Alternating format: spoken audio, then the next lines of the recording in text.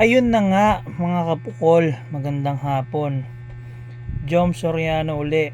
Yan, sapang darts na naman tayo. This time ang ating topic sa ating featured video, yung ating mga accessories na ginagamit kapag magaan ang ating darts at gusto nating pabigatin. Ang tawag dyan, add a gram. Ayan guys, add a gram. So, paano ginagamit yan? Kunwari meron kang napakagandang barrel kagaya nito. Ayan o, napakagandang barrel nyan guys. Isa sa pinakamagandang barrel na ginawa ng Harrows Assassin 22 grams. Tignan mo naman yung setup na yan o. Standard barrel, pero yung point nya 40 mm. 40 mm. Kaso kung nagagaanan ka kunwari dun sa may darts mo at ayaw mong bitawan dahil maganda nga, may solusyon dyan na ginawa. Ayan yung tinatawag na add a gram. Ayan guys, these add a grams, they have different variation depending on their added weight. Yan. Kasi guys, meron tayong mga subscriber na from other country din, so we have to speak English and Tagalog for this one, but you have to forgive my my English because this is not our native tongue, but I'm trying my best to help them out as well to get what is the gist of this video. But anyway, ayan guys, so ayan, on this specific barrel na aking pinipicture ngayon, which is yung aking Harrows Assassin 22 grams, wala kasi itong 24 grams na gantong style. Yung Harrows Assassin 24 grams na ring type is medyo bomber type siya, mataba. Hindi siya kagaya nito. Hindi siya identical sa barrel na ganito. So 22, iba rin yung 23 nya, iba rin yung 24 nya. So yan ang kaya may difference. Ito naman dumating sa akin, galing nga siya sa UK, so napakaganda. Yan, ang ginawa ko, tinanggal ko yung original stock point niya na 32 mm and I replace it with 40 mm. So nakalubog siguro yung 1 mm, roughly 2 mm yung nakalubog. So pag tinignan mo siya, ang haba bakuna type, needle type siya ayan, needle type siya. So 40 mm yan. So let's say the exposed point ng barrel na to is 38 mm, which is sarap gamitin pang singitan sa treble. That's the triple score dun sa dartboard. Ay ang tawag ng ating mga friends from UK, from United Kingdom. They're using it, they're saying those words, that word rather, as treble 19, treble 20. But anyway, so here, so just like what I'm saying a while ago, if you're feeling that your dart barrel is very light and it's not heavy enough for you to be able to throw it on the dartboard, you use these dart accessories created by some geniuses in the dart business. So this is like an added weight. It's what we call add a gram. So you can buy this through online stores, Shopee, Amazon, those online shops or online sellers. Yan. But locally we have here Lazada and Shopee for those subscribers that we have on this channel. I know we don't have a lot of subscribers because this is just like a novice presentation, or I'm a darter, but I'm a novice player. So it's not like I'm a rated player, like a Philippine rank player, but then again, I'm playing darts as well, so I know a thing or two about darts as well. So ayan guys, so aside from that specific accessories that we're talking about in this discussion, guys, there's another accessories that we have to include on this discussion as well. Alright, so of course, when you have this add a gram and when you connect this to your barrel, what will happen is that these standard barrels that you have as your dart, when you add this, it's like a small shop as well, guys. Shop wherein you connect your darts. So let me show the demonstration. Just give me a second. Let me put it down, and let me just integrate this to the barrel. So going back, ayan guys, so yan. So this is this added gram is also like a shop, because this is where you're going to put, or you're going to attach the micro shop, diba? So this is the extended version of the thread of your barrel. Yan. So when you have that already on your barrel, you will see the difference from the standard one. Not only it added a gram or two on your barrel, but it also added length on your barrel. You can barely see the discrepancy or the difference between the two, because I chose this adagram as a silver adagram as well. It has two variations as well.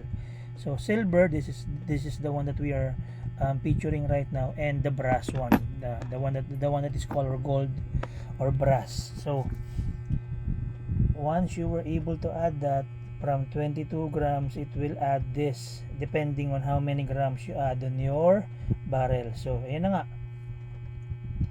So from 22 I added 2 grams, so it goes to 24 grams. Now the good part on this one is that you don't have to add like, you know, short shafts, long shafts, because your barrel is already like pencil type. It already increases the length of your barrel because of this one. Yan. So the next thing that we are about to do is we are about to add another accessories, and this time I also chose the silver micro shaft. It's also an aluminum shaft wherein 2BA thread as well, and then for us not to lose the grip of this thread, you can see there's the rubber ring attached to the thread. That is how you strengthen or how you tighten the grip of this specific accessory to connect on your dart with your lights. So let's go ahead and do the demonstration. I'm so sorry, I'm the one only doing the video, so you guys have to pardon me, and please excuse that ugly pit. Alright, that's a darter's pit. Anyway, here we go. Let me just connect this real quick. I'll show you the demonstration. I'm just doing it slight here on my left hand. It's because I'm holding on my right hand the camera. So here we go. There you go.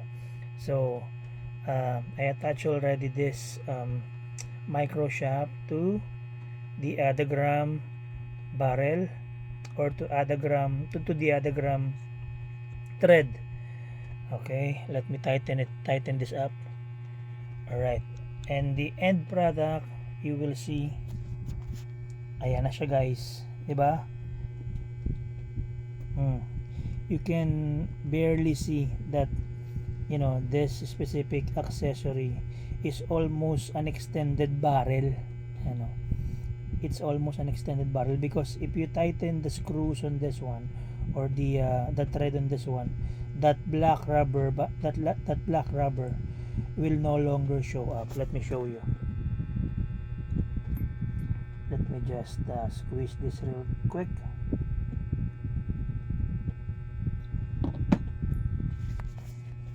There you go. It's like a line. Alright, so yes.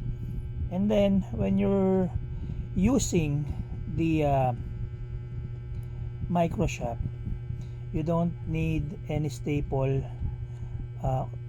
in your shafts, in your plights rather, I'm sorry. you have to make sure that the plights stays the same, no stapling or no stapling the plights. That way it will look good on your darts. So that's the finished product, guys. So that's how it works. So from 22 grams it transformed into 24 grams darts. You have to consider as well the added weight of this point, because it also increases the weight of the dart as well.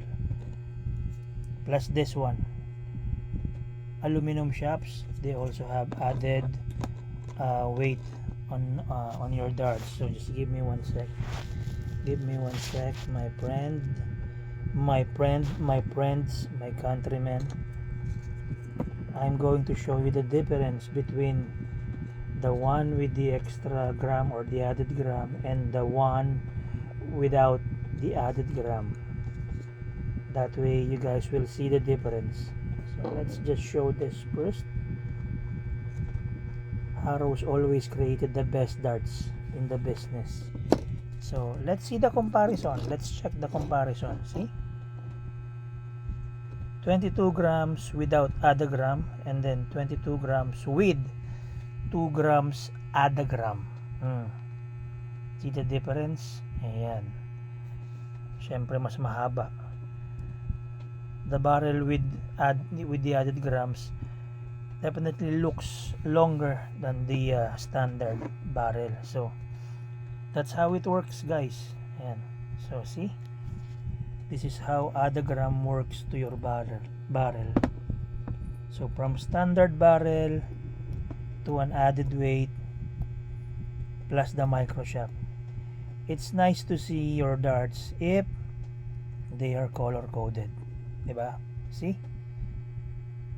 And if I want to make sure that this darts is already color coded, all I have to do is to buy a silver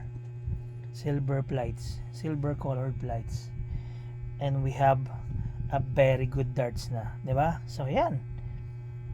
So this is our featured video for today. Again, guys, our channel challenge is to at least make or to have at least 1,000 subscribers, and I will do a raffle of a tungsten darts, just like a freebie, just like a thank you gift to those 1,000 subscribers. So the challenge is still up. So if you guys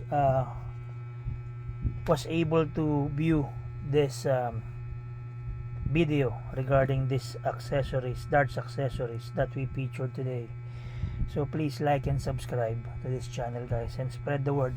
Now I know I'm not the best person who do this kind of reviews, who do this kind of practices, throwing darts on the board using the 501 game on our featured videos on a daily basis, not on a daily basis, but on a weekly basis, because I upload videos on a weekly basis. Now I know I'm not the best speaking in our universal language, because I was born and raised here in the Philippines. So Tagalog is our nature tongue. So that's how we communicate here in the Philippines. But anyway, I'm still trying to at least speak in English, just to give way as well to our international subscribers, because I saw a few people subscribe on this channel that they are living abroad. So I really appreciate you guys. I really thank you for supporting this channel. Though you don't know me, I don't know you, but it's a good thing that we support each other because we play darts. That's definitely one good thing about our community, our game, our sport. Darts is a gentleman sports, gentlewoman sports as well. I'm sorry, I said it wrong. Gentleman and a woman sport. So again, guys, I really appreciate your support. I hope we reach the 1,000 subscriber, then we will do the raffle. YouTube has a live feed as well, so we do the raffle using the YouTube live. At the same time, Depends on who will win the raffle, and we'll see. We'll ship the darts. It's not that a good dart, but it's still a tungsten dart that we can use on a daily basis for practices. Okay, so yeah, guys, I really appreciate again your support. If you were able to see this video, please like and subscribe, spread out the word, and I already have like almost 90 videos on this channel, so I really appreciate the support, guys. So thank you so much, and tapos na po yung ating usapang darts. Our darts discussion has concluded, and again, this is Jonathan Soriano, Jom Soriano, Mario Skanky Maghari, playing darts since the 90s, and I see you all. See you soon, guys. Thank you so much, and happy darting.